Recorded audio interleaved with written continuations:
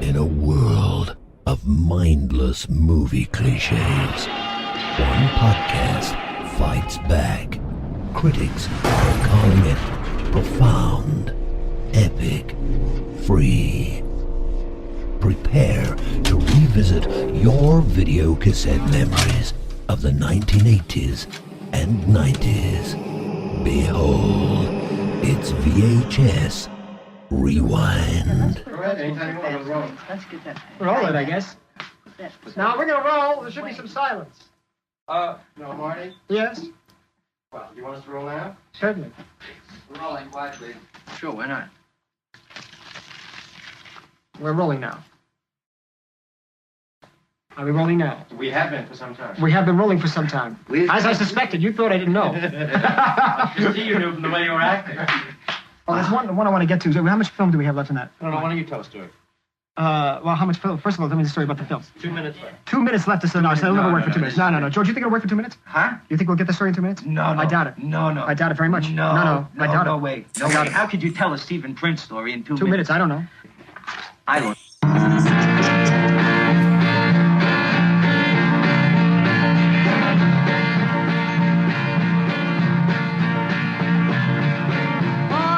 Junkies, too weak to work.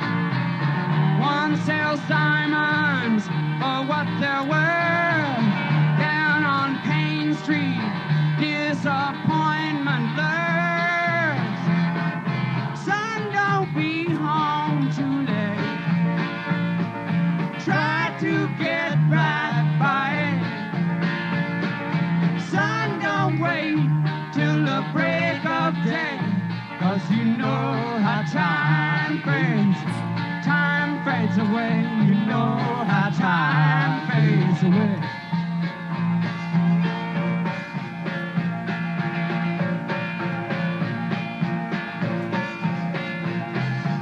George Memoley's house.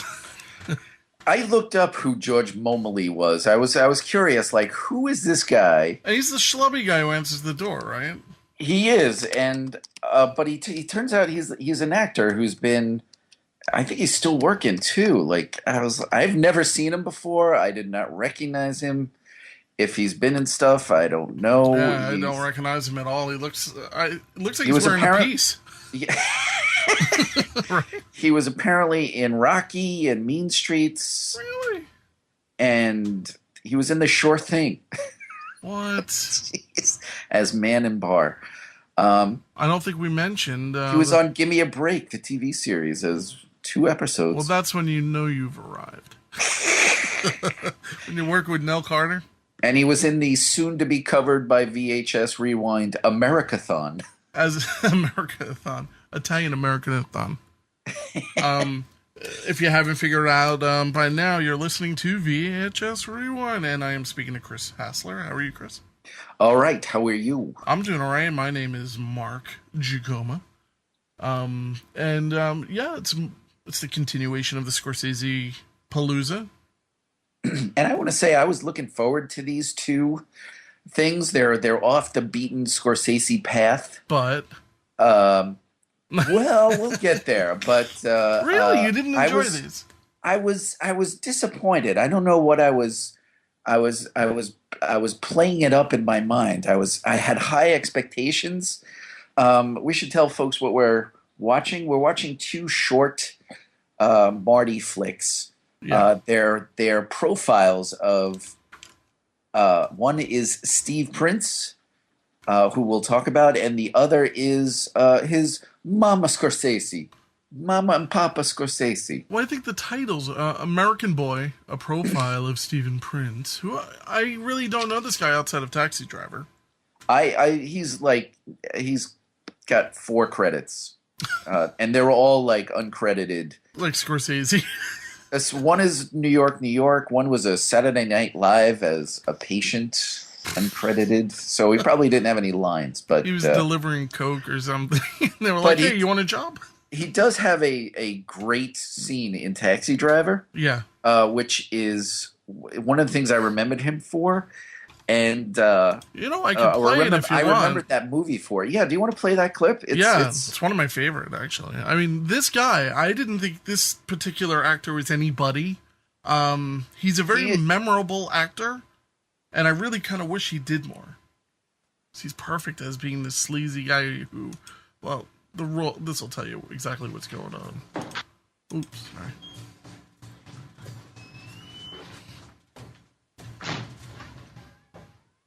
Can you hear that okay?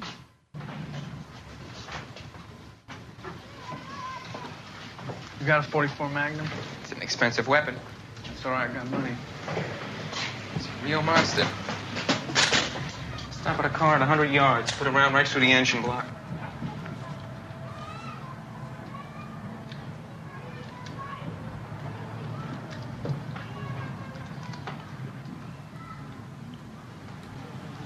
There you go.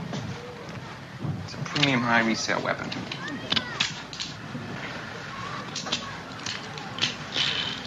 Look at that. Look at that. That's a beauty.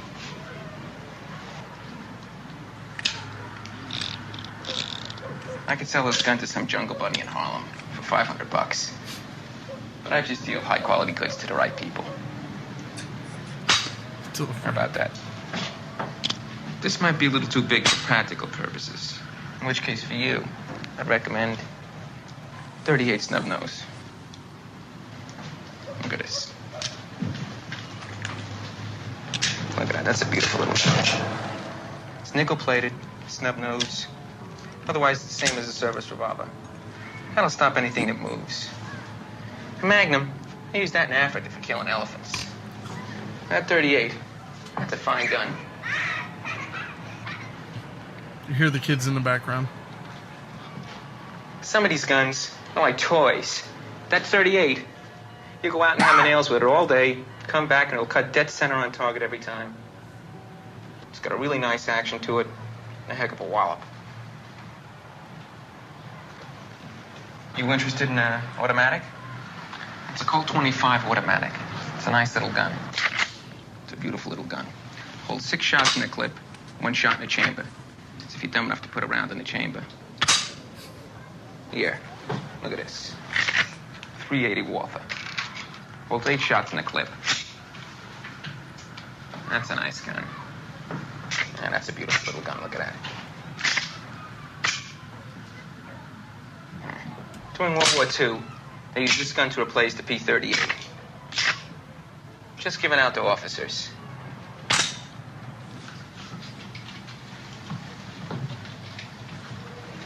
Isn't that a little honey?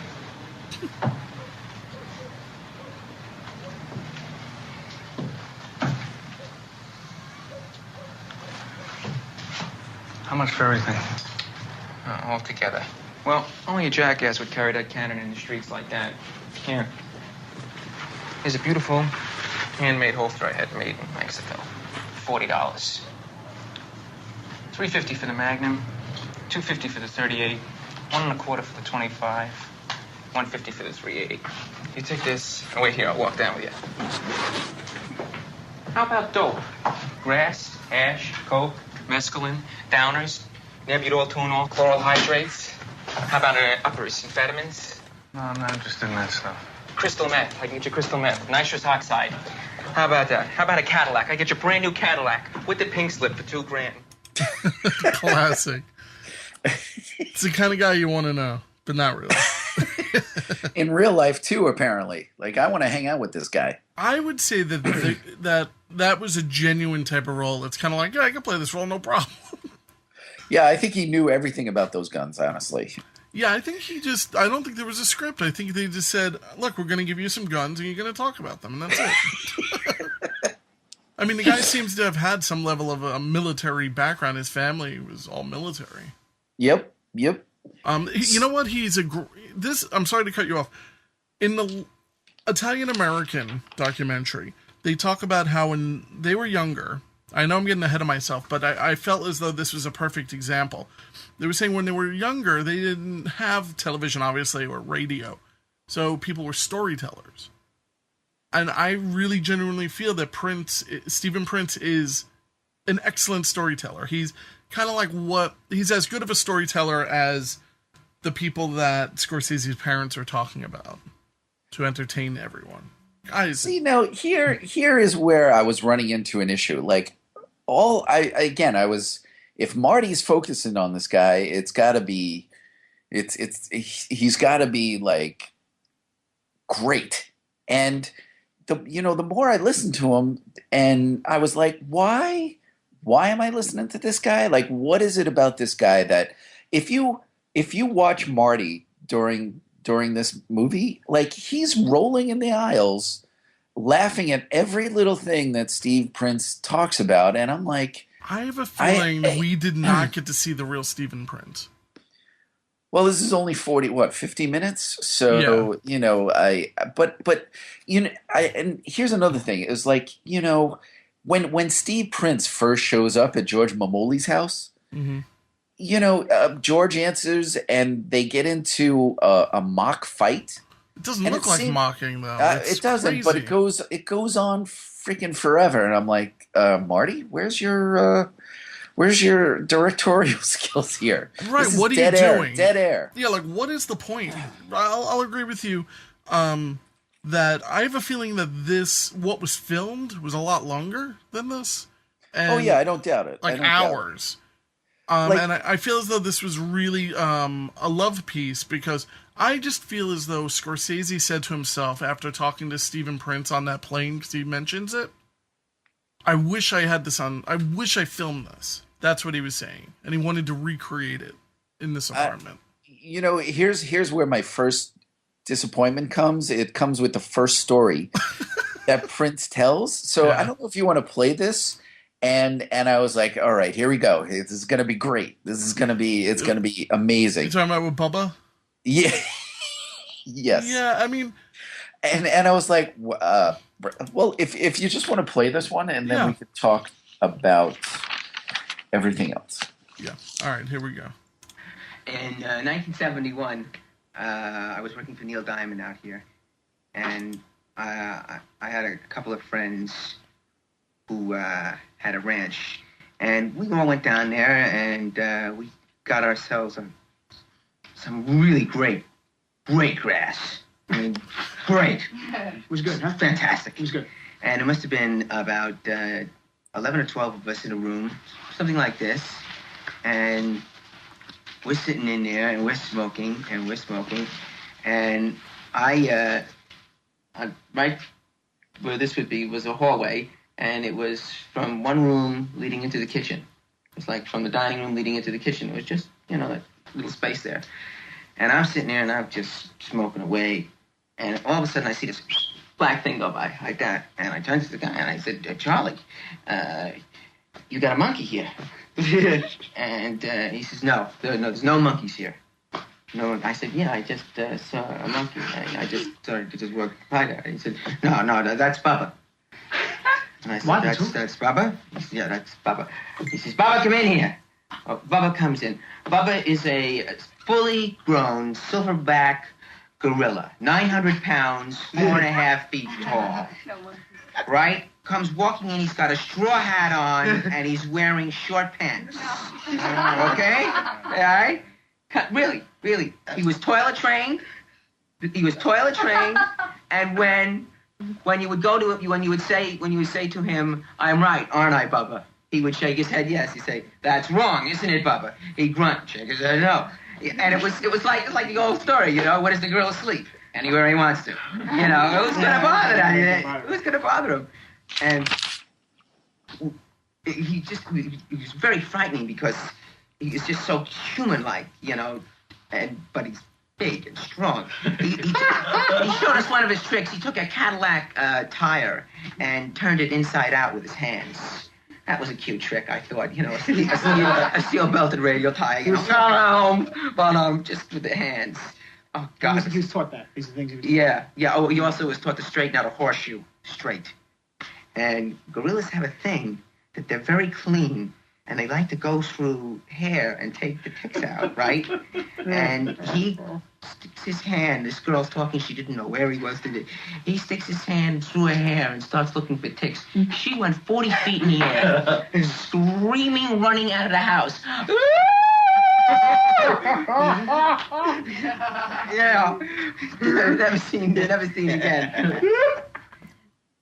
So, yeah, I'm not really sure of the point. That was Marty, like, laughing up a storm. I'm like, Marty, what the fuck are you laughing at? You know what kind of vibe I get from Prince is in the way he looks, the way he tells with the exaggerated sound effects like you heard there. It's like a young Jerry Lewis, with that voice. Mm-hmm. I just kept getting an early Jerry Lewis vibe. Yeah, and he seems to be he is very likable, but he also comes off to me as very, like he's the type of guy who owes everybody he knows money. Including Neil Young, Neil Diamond. Yeah. Well, actually, the music was Neil Young, right? The music was Neil Young. I love that song, by the way. That was great. Yeah, that was a great song. That's not the same song as In the End, right? No, I think it is. Oh, it is. All right. Yep. Just a side note, there's this video I came across on YouTube of Neil Young going into a record store where they were selling a bootleg of one of his records. I don't know if you ever saw this. It was like 1971. I am not. And I'll just tell real quick. He sees the record and he goes, this is illegal. Like this wasn't recorded with my permission. And the guy's like, I don't know, I just work here. So Neil Young's like, I'm going to take this record because it's mine. It's me. Look, the picture, it's me. So he gets the owner on the phone and he creates this whole controversy. And you just have to watch it. It's a cool, like, maybe 15 or 20-minute video. And it's really cool. It's cool to see a very young Neil Young, Ouch, I do have to see that. Yeah, I'll dig up the clip. But, yeah, I mean, this guy, I find him likable. He reminds me of two of my friends. And I don't know, maybe it's the Long Island Jew or something, because that's what he really is. He's like a great neck Jewish kid. But I don't know. I find him likable. He is. But I do think he's a great storyteller, but that story sucked. The good stuff doesn't start until he starts talking about like the bad shit that happened to him. Yeah. So I don't know if you want to play this clip about him where he's taken heroin. I don't know what number that is. It's at 1852. Yeah, Q10. So yeah, he has a story where he was buying bagels from Manhattan and selling them on Long Island. I was like, what is this? What am I listening to? All right, here we go. There's like silent. We were putting up this Lady in the Dark, and I was in charge of a crew because I was the head tech student. And they would bring in union carpenters, and I had 5 union carpenters working under me. And I had to build the whole thing out on the side of the stage, okay? And I had the blueprints and everything, and they said, this fucking kid, 18 years old, and we're gonna have to work under him. And I'm working, and I could work pretty fast. I could keep going. I mean, I could go for a pretty long time. But I'm working now about 20 hours, and I'm getting tired. And I'm watching this guy, and he is moving along, and he's been working about 36 hours, and he's not a sign of tired. And I walk over to him and I said, why? How can you do this? How can you come on behind the scene, Doc, here? And I said, oh, okay, sure. He takes out a syringe, fills it up with pure methadone, crystal meth. What is that? That's pure speed. Pure speed. Pure amphetamine. Oh. And he goes on my leg like that. Puts the shot in like that, and he goes, boom, takes the shot out, and walks away. And I'm standing by the scene, Doc, and I'm going, nah, he didn't do that. I rip out on this thing, and I go, all right, you guys, into the blueprints.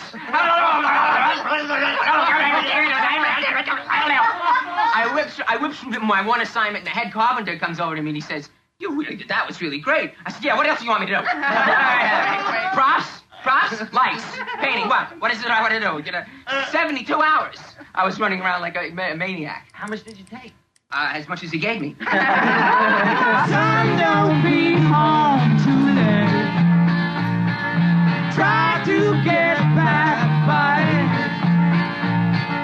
Son, don't wait till the break of day, 'cause you know how time breaks.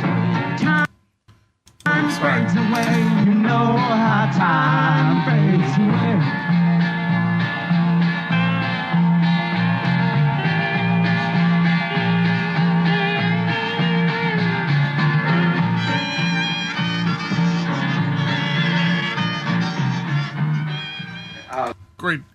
Great song. I think he wrote that because one of his, I don't know if it was, I think it was one of his band members had overdosed.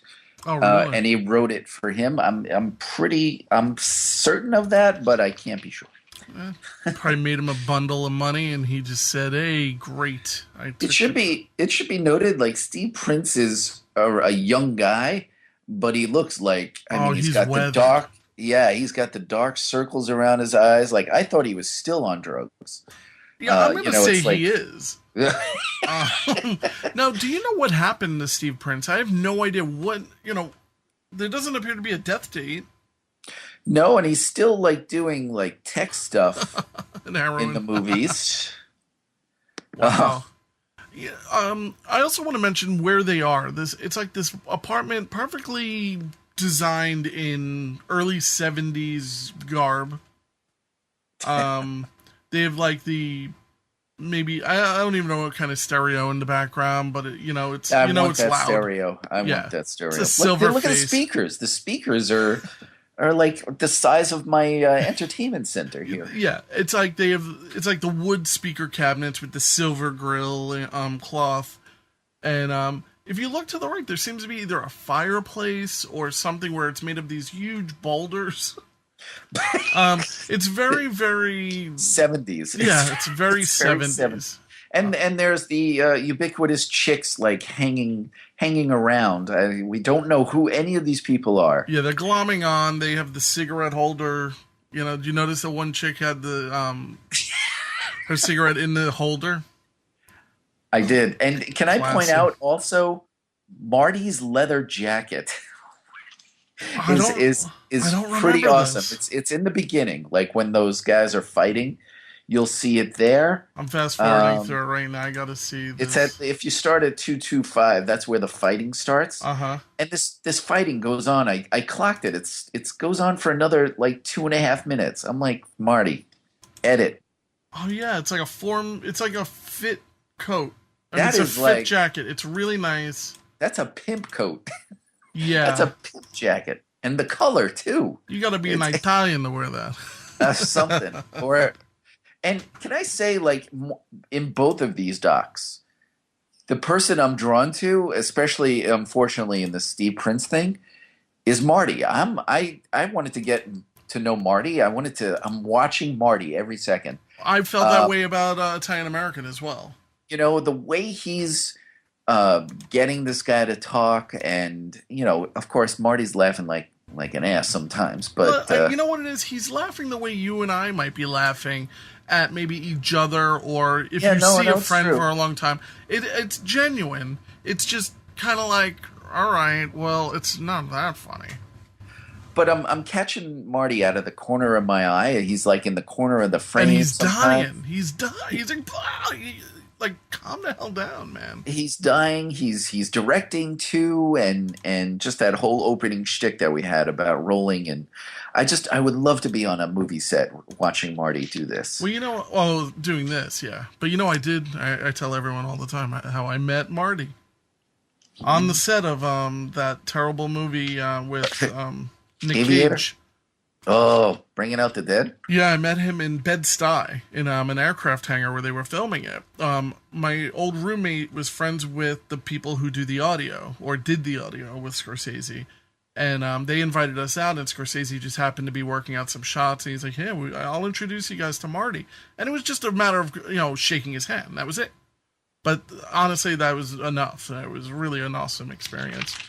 But that's like old past his prime Marty, where here yes. he is in his coke-fueled crime.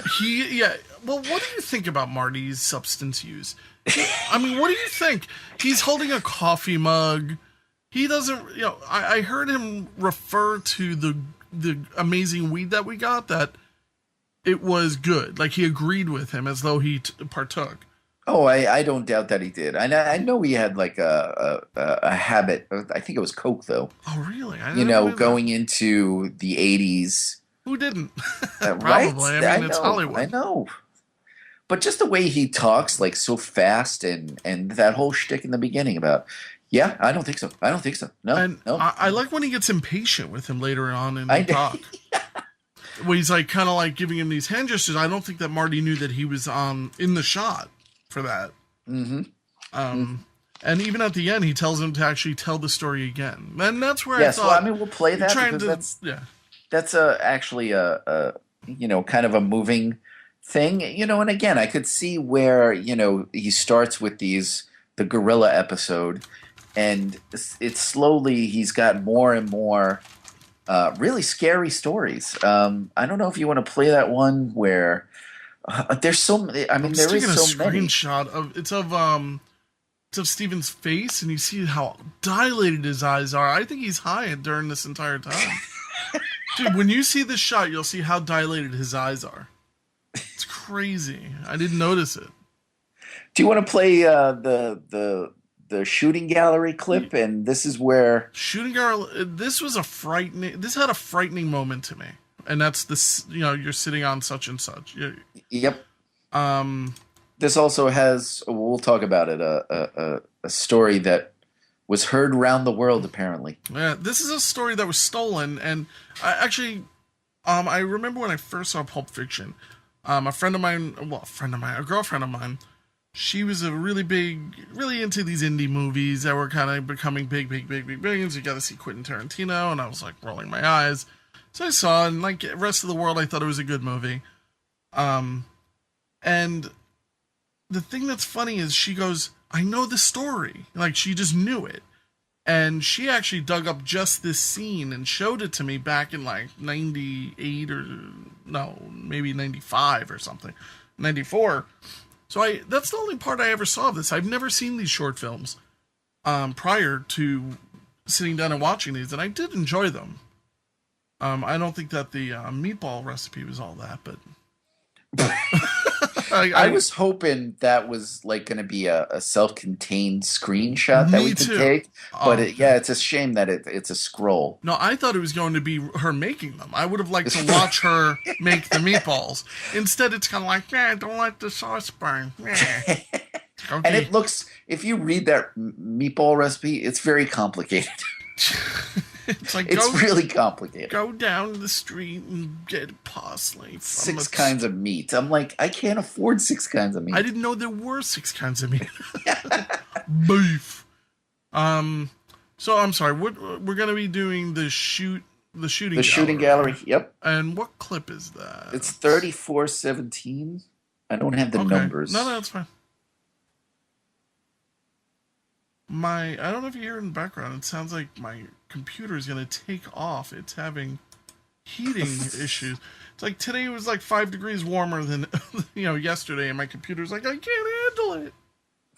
Like the fan is blowing. All right, here we go. That I used to cop from this guy, Big. His name was Big. He was a 4-foot Negro. His name was Big. Had two toes shot off in Vietnam. He shot them off himself so he could get out. He was a dealer. He was on 14th Street, and we used to go down there, and I used to go in to this hallway that smelled from urine. Guys with urine in there go up a flight of stairs, knock on the door. Yo, who's there? Steve who? Steve your ass, Steve who. Up into the boom. And you go in, and it was a shooting gallery. You'd go in, use his works, you'd buy the dope. Right? Now, they had this couch in there. Couch was like this, only the back was broken down, and they had a blanket over it. And I come in one night, and there's 3 guys ahead of me waiting to get off, and there's a guy getting off at the table, and these 3 guys are standing up against the wall. And I see him stand there, and I look, and I see the couch, and I sit down on the couch. Just sit down there. And the second I sit down, all the eyes in the room snap on me. And Big says, "Hey, you remember Joey?" I said, "Yeah, sure, yeah, I know Joey. Well, you're sitting on him." I said, "Oh, yeah? The guy's dead. Oh, that's all right." And then I just put the blanket down, and then I got back on the end of the line, you know. I mean, you know, wasn't going to lose my place in line.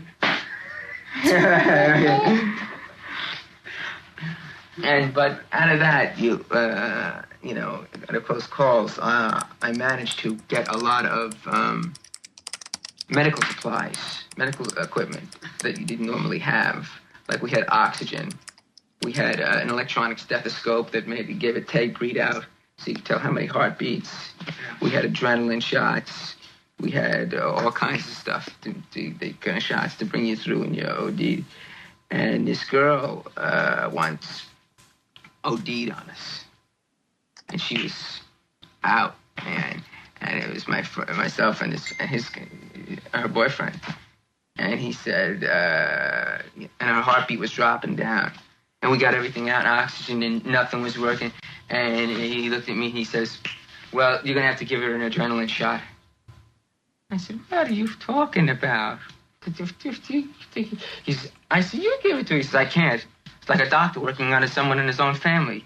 I said, "That's bullshit. You've known her 2 days. What the fuck is that?" You know, and he said, "No, I can't do it." And so we had the medical dictionary. You know how you give an adrenaline shot? Okay, adrenaline needle's like about that big, and you got to give it into the heart. And you have to put it in a stabbing motion and then plunge down on a thing. I got the medical dictionary out, looked it up, got a magic marker, made a magic marker on where her heart was, measured down like 2 or 3 ribs, and measured in between there. And I just stood there and I went, "Huh!" And then, and she came back like that. She just came right back like that. That's horrifying. Right? And Pulp Fiction. I mean, Pulp Fiction basically recreated that entire scene, right down to the magic marker. I fucking hate Tarantino. I hate him. I hated Pulp Fiction when it came out. Everybody's gonna know, like, this guy is a fucking poser. I hate him. Yeah, you know, it took me a while to come around, but I still think Jackie Brown is great, but everything else it's because Jackie Brown doesn't have all that shtick shit that I hate. You know, it's all recycled stuff. Like Everything. Machete. It's all stuff you can find. Oh, don't get me started Easier. on Robert Rodriguez. Jesus. But you can find it so much easier. Wait, Machete's not Tarantino? No. Why am I thinking that? I'm sorry. Because that's his, like... It's his genre. His offspring, Robert Rodriguez. You know, I cannot stand that stuff. But it's the same crap. It's like the same kind of generic nonsense that you get. And he gets everyone to work for him because it's ultra violent. I can't believe Marty heard this and didn't use it in a movie. I'm like shocked. I couldn't agree more. Well, he did, kind of. I mean, well, here, yeah, no, that's true. That's true. But, you know, it's kind of... I wonder if Tarantino ever referenced this. What do you think? That he got it here? Yeah, I mean, he got it here. It's really no question. You know, there's a story where I was kind of dozing off listening, because a couple of his stories really went on for a little too long. Yes. But he was talking about this guy who was holding on these electrical wires. Yes, that's 1658 if you want to go there. Yeah, I mean, should I play that? But this, I mean, again, this is like where this guy...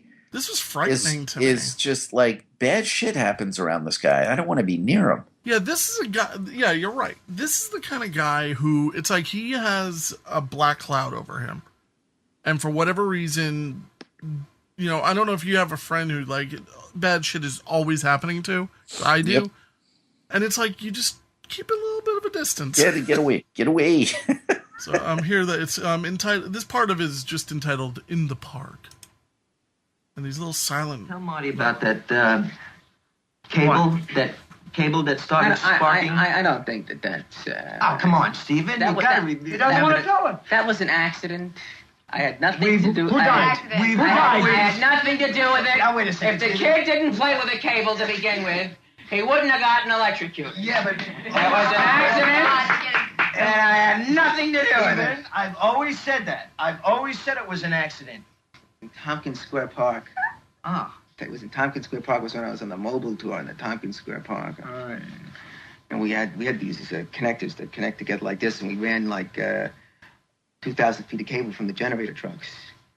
Yeah? And some kid pulled apart two of the cables. Uh-huh. And when I saw the meters go down, I ran immediately to see where the break was. And we came running up on this kid, and he was standing against the metal fence in a puddle of water. And he was holding it by the rubber, but he had pulled it out, and he had the two brass. The brass was sticking up on both things like that. And I, when in that neighborhood, their first instinct is to run, because they figured that you're going to give them hell. And I said, listen, no one's going to hurt you, no one's going to do anything to you, no one's going to, don't worry about anything. And he dropped one cable into the fence, and he dropped the other cable into the water. And it was a DC generator truck. So it took me about a minute to get to the generator truck before I could hit the switch off. What happened? He fried. Oh, he's dead? Died. Yeah. Well. And he seems sympathetic about it, but it seems like he has been up more than one night thinking about this. Yes. This is a guy who maybe genuinely kind of needs drugs to forget about this stuff. Right? I mean, I don't know how... I mean, I think that both you and I would be tortured inside if something like that happened. And this guy just has a whole bunch of stuff like this. I don't know if you want to play the bit. It's real long where he like shoots the guy. Because that's the one. That's a good where one. all right, that's a good one. And I was like scared during that one. Yeah. I'd like to also get to the Neil Diamond one. Yeah, I do want to play that because that ties into... Yeah, we'll jump back and forth a little bit. The aura that this guy has got. Yeah, I mean, it's kind of like one of these guys who some people you just can't help, I think. But, here we go.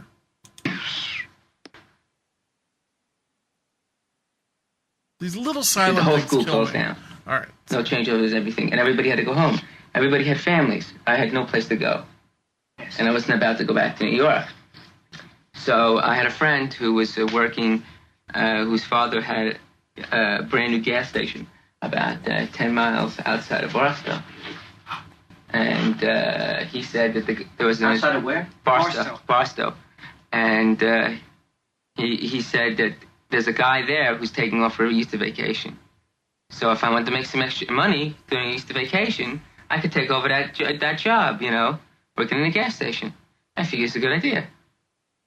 So I went out there and I went with the guy, and I worked in a gas station.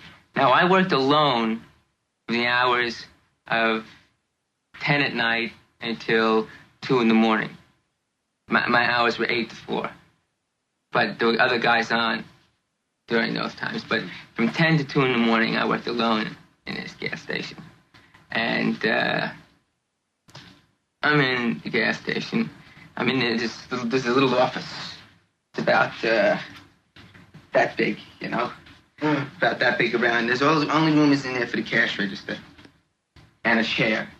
And I'm sitting in a chair and I'm sleeping. I mean, I'm 40 winks, I'm out. And I hear a noise.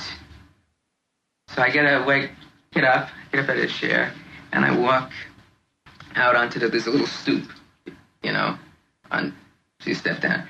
And I look out, and I look down way at the other end of the gas station, 50 yards. It's one of those big, huge, super big gas stations. 50 yards down there, we had these tire racks with the chains that went through the tire racks. Okay, there's an Econoline van down there. And this guy had these chain cutters, and he's cut the chains, and he is packing this Econoline van with tires. He had every inch of that van that you could possibly imagine filled with tires. He had the last 2 tires that he was going to put in.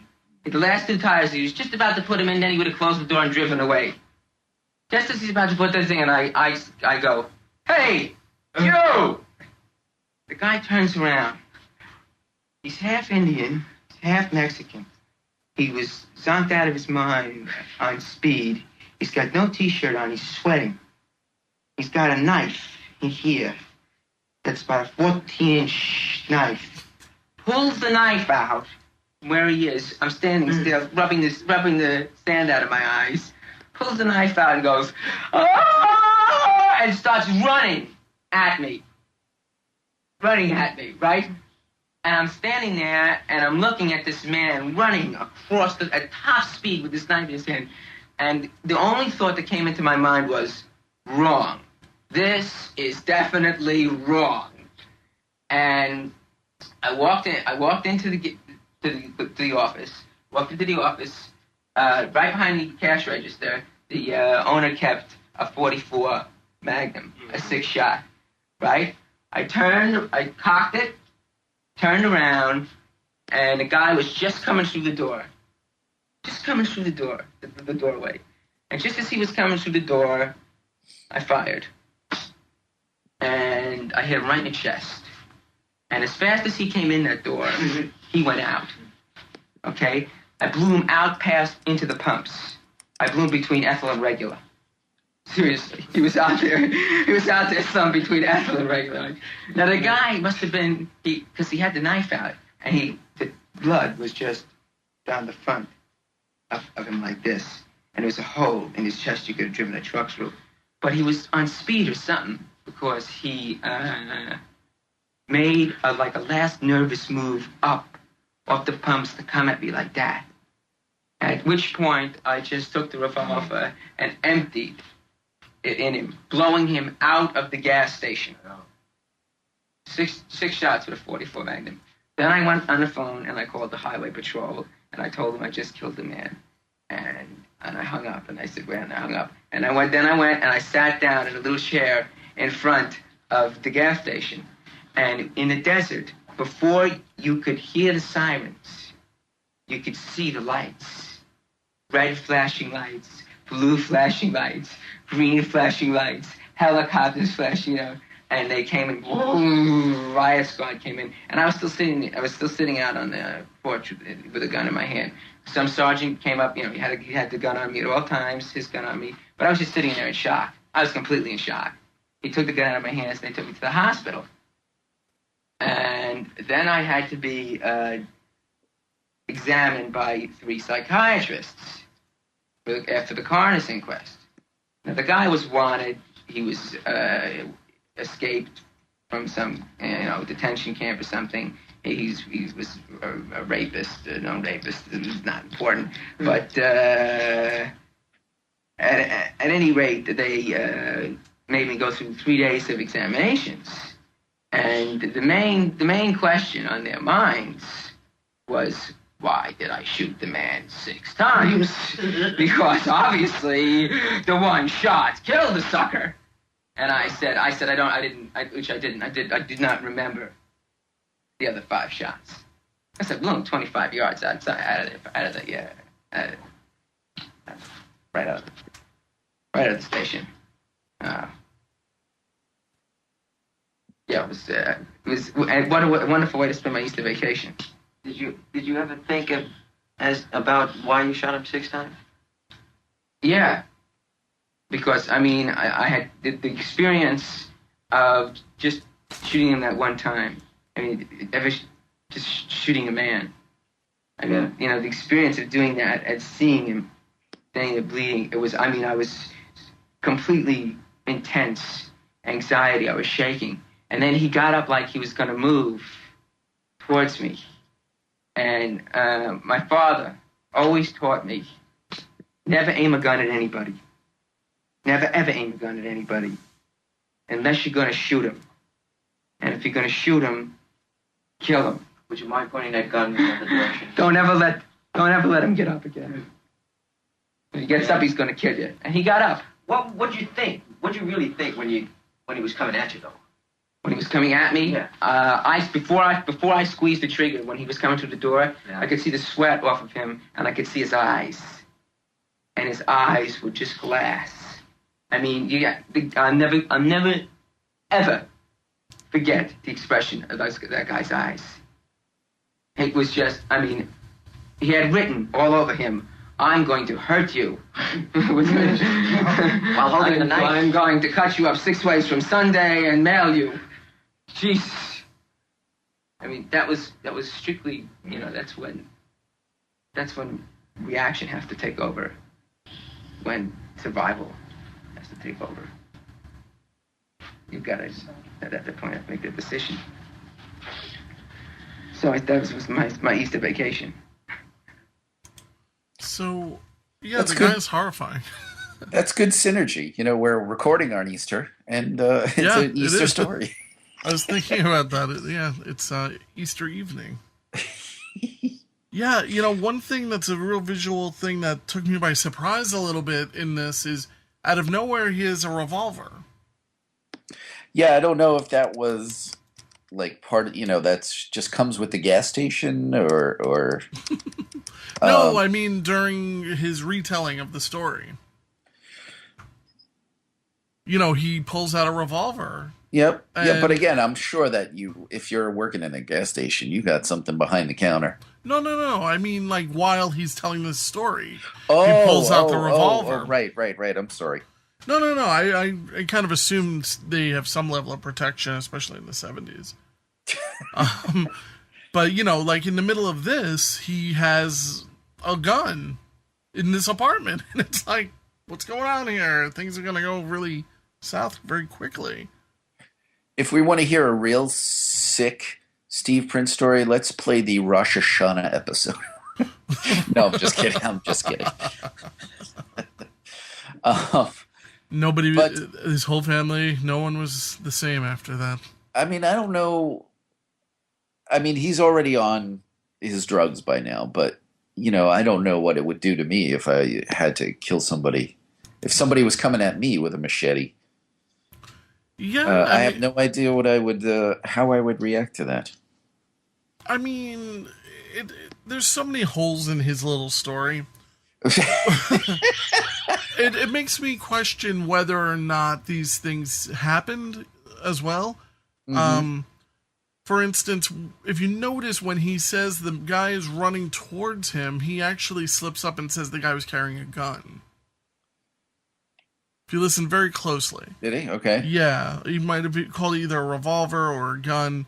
And I have to wonder how many times maybe he has told this story and how many times it's...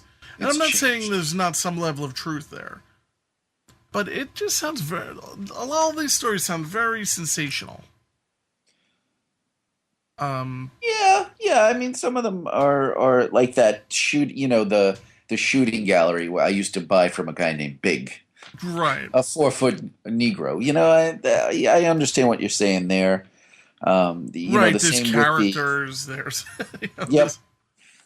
I do want to. He did work for Neil Diamond, and I want to mention how Neil Diamond is a straight up guy and offered to help him. Yeah, really. Neil Diamond comes out looking like I still don't get what he did. Like he was some kind of personal like a assistant. manager, maybe. A touring manager. Yeah, maybe a touring manager because he said he was helping a stage being built. The stage is being built. He also did the airline tickets. Yeah, I think he was kind of like maybe like a producer, some kind. Yeah, like he was friends with Marty. I think he was probably friends with somebody who is very famous, and they're like, yeah, I'll give you a job. It's like, yeah, we got to keep Steven on the payroll, give him something to do. And he seems like he possibly was very talented, but he definitely wore many hats. Yep. But here's the story with Neil Diamond, which I think probably has the most truth here. So you see how easily it is to burn a bridge. relationship did you have with Neil Diamond? When he found out that I was pretty heavily into heroin, which it took, he was like the last to know, just because I kept it pretty cool from him. Some of the other people in the band knew, but he was like the last to know. I also want to mention his what I refer to as vocal fry. His voice, he's been talking now. I'm going to say this is probably on to hour 3 of filming. And, At least, I'm sure it went all night. Yeah, and it seems like Marty made him tell stories over and over again. So who knows? And he did it very. I was really at that point at the peak of being into dope, at the peak of the high. He came to me and he said, "Listen, I'll put you in a hospital. I'll take care of all your hospital bills. And when you come out, I'll help you get started in anything you want to do. Would you consider doing that?" And, of course, I thought it over and made the really intelligent decision. No. No. No. Then I worked for him for a couple of more months, and then he stopped performing. He went on a vacation. Did anybody talk to you about it or say anything? Yeah, I spoke to him a couple of times about it. I remember one time I spoke to you about it, Stephen. I was telling him, "What, are you crazy? Are you out of your fucking mind? What the fuck are you doing? What are you doing? You want to kill yourself? Is that what you want to do? You want to go out that way?" And Stephen says to me, "That's not a bad way to go. I mean, you just get higher and higher and higher and higher and higher and higher and higher and higher. And you just fly away." Yeah. As I really can't think of, there's no nice way to go. But if someone was to come up to me and say, "Sorry, you leave at 3, I'd say, "Well, how about going out and smack?" So who filmed this? Do you know? Like, who's the camera operator? It's Michael Chapman, who did a bunch of Scorsese flicks, like I think Taxi Driver, and a few of the other more famous ones. So it seems like Scorsese's really directing him. No, he is. That's what's so fascinating. Yeah, he's actually really directing him. What is it just kind of occurred to me listening to these stories. What are the chances that Stephen Prince was the inspiration for Johnny Boy? Wait, I'm thinking of the timeline. Because Mean Streets would have already happened.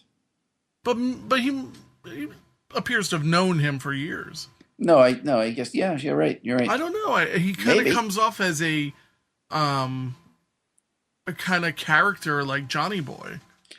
I got to see Mean Streets again. Yeah. I haven't seen it in a long, long time. Yeah, we just covered it, and it was such a good movie, man. You got to watch it again. It's such a good movie. The guy who's talking there, we were like saying, who is he? And he's been in a bunch of things. George Mamoli. George Mamoli. He kind of looks a little bit like the really fat guy from the bar, but there's no way can that be him. Why not? Unless he dropped like 200 pounds in between filming. Hold on, I'm looking right now. He is in Mean Streets. Yeah, because when you said that, I'm like, I don't remember seeing him. But there's a lot of people in Mean Streets, like in the filler. He plays Joey. Joey. No. Joey. No, this is the, I don't even remember the guy's name, but he's a huge guy. He must be 400 pounds. But, it was pretty, great movie. How do you make a career? I mean, he's the ice rink attendant in Rocky. He's a cab driver in McCloud. He's a foot fetish man in a Burt Reynolds movie. He's, do you make money doing this? Is this... In the 70s, apparently it was easier to make, to live. Oh, he's dead. Oh, at age 46. Oh, that's so sad. That sucks. Yeah, right. He looks old. He looks much older than 46 in the film. The 70s was tough on people. There's no doubt about it, except for like De Niro. De Niro still looks good for like a guy who's, what is he, 94? Oh, jeez. He does look really good, and he is that old. Yeah, and he, doesn't even have He a hot looks wife. fantastic. Fantastic. He does look good. You son of a bitch. So yeah, I mean, I think that kind of sums up Stephen Prince. Yeah, I don't know if you want to play us out on Steve Prince with. Again, this is a very moving ending. Yeah, and I kind of get where Scorsese was going from the mundane. I'll call them mundane stories, with the gorilla.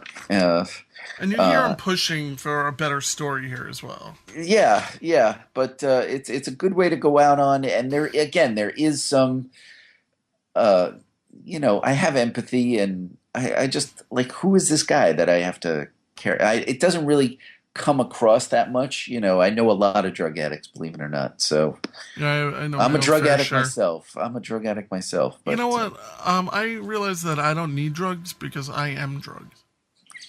Salvatore Dali, I think, said that.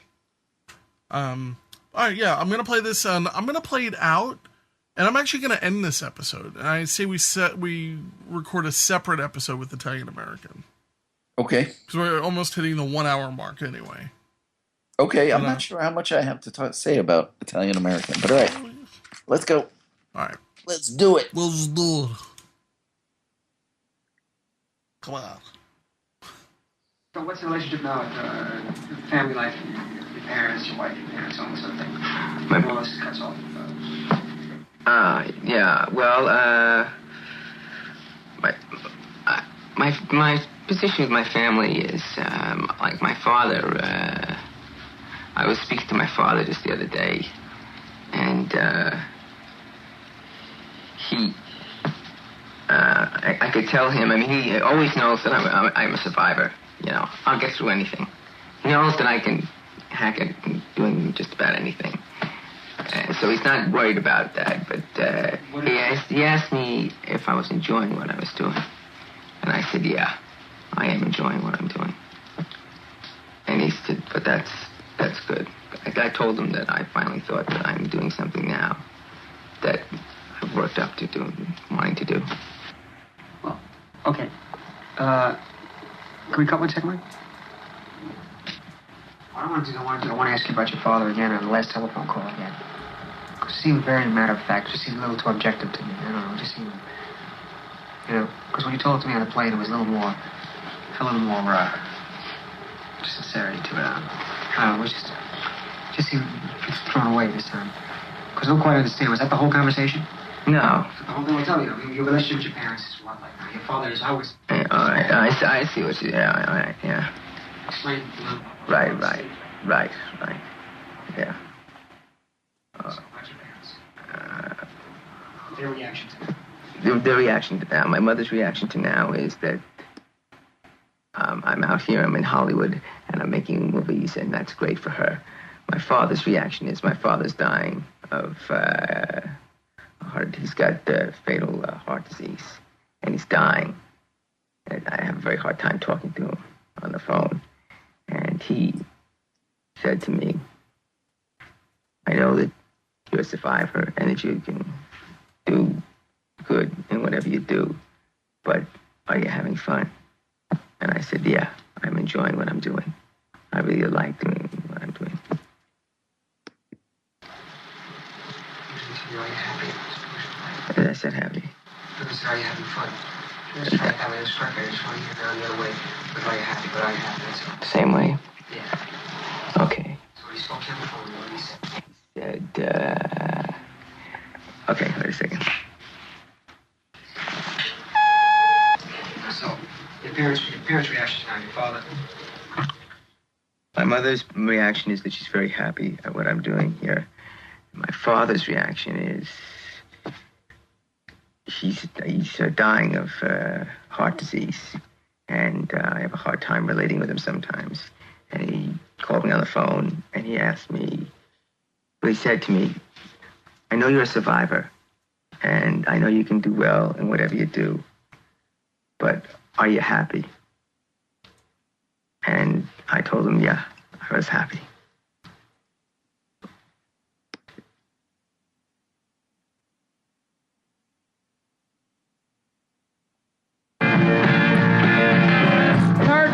Junkies, too weak to work.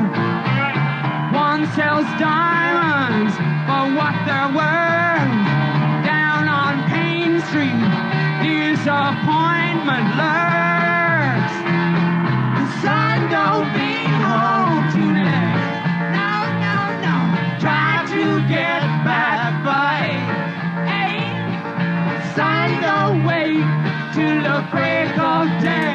'Cause you know how time fades. Time fades away. You know how time What a cool song, though. Yeah. It's really Neil Young and probably his finest. No, I mean, I'm not a big, I guess, modern Neil Young fan. I'm not a Neil Young fan at all, but when he hits, like when there's a good song, it's a good song. Right, that's the thing. I like songs of his. But Yeah. I don't like, I can't name an album that I really like except for the, the Fuck You album where basically it's just noise. I can respect I'm going to play that on mixtape. Mixtape Rewind? Rewind. That and the Lou Reed one where it's all like feedback. Is that Berlin? Is that it? Let me see if I have echo on my thing here. Can I? No, So, Christopher, thank you very much for getting together for this Scorsesepalooza. Like I said, I say we just kind of, we do Italian American as a separate episode because this was such a big episode. I really like this documentary. What did you think of it as a whole? I was hoping for more. Maybe I was good, surprised that, I was surprised at how, again, I was more tuning into Marty on the peripheral rather than focusing on the guy in the middle there. Yeah, I would have liked to hear more of, like maybe Scorsese's mom could have walked in with a plate of meatballs. With a plate of meatballs. Yeah, we're going to have plenty of that on the next episode. Mancha. All right. Thank you very much. I'll talk to you next time.